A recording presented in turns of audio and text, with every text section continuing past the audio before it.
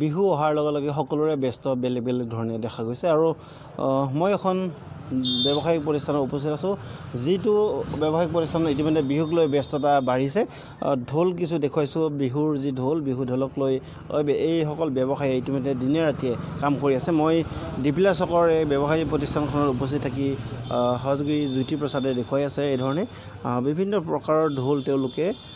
প্ৰস্তুতি কৰাত ব্যস্ত হৈ পৰিছে দিনে ৰাতিয়ে কেৱল বিহুক লৈ উৎসাহ সকলোৰে আৰু সমান্তৰালকৈ তেওঁলোকে ঢোল নিৰ্মাণত ব্যস্ত হৈ পৰিছে এই ধৰণে দেখা গৈছে মই দেখুৱাইছোঁ সহযোগী জ্যোতিক অনুৰোধ জনাইছোঁ এই ধৰণে দেখুৱাই দিবৰ কাৰণে ঢোল বনোৱাত তেওঁলোকে ব্যস্ত হৈ পৰিছে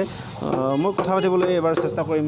আপোনাৰ সৈতে কথা পাতিম কেনেকুৱা ব্যস্ত এবাৰ বিহুত ঢোলক লৈ ব্যস্ত মানে বহুত ব্যস্ত এতিয়া আৰু কাম অকণমান আহিছে বাৰু চলি আছে মানুহে কেনেকুৱা ঢোল সাধাৰণতে বেছিকৈ বিচাৰিছে ওজা ঢোল বিচাৰিছে সৰু চেমনীয়াসকলো আহে এটা ঢোল সময় প্ৰস্তুত কৰোঁতে কিমান সময় লাগে যিটো আপুনি ওজা ঢোল বনাই আছে কিমান সময় লাগে 2-3 দিন লাগে শুকাব লাগে চাল লগাব লাগে মূল্য কিমান আজিকালি এইটোৰ মূল্য 2000 2500 3000 4000 এনেকুৱা এটা ভাল ঢোল হ'বলৈ হ'লে আপোনাৰ তাত কিমান দামী ঢোল আছে দামী ঢোল 7000 লগি আছে আৰু একেবাৰে কম দামত যিটো ঢোল পায় কম দামী একদম 2500 হয় বিহুৰ সময়ত দেখা যায় আচলতে এই ধৰণে ব্যস্ততা বাঢ়িছে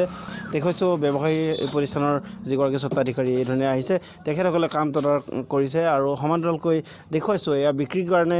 কিছু ঢোল সাজু কৰি ৰাখিছে বাহিৰৰ পৰা এবাৰ দেখুৱাই দিবৰ কাৰণে মই সহযোগী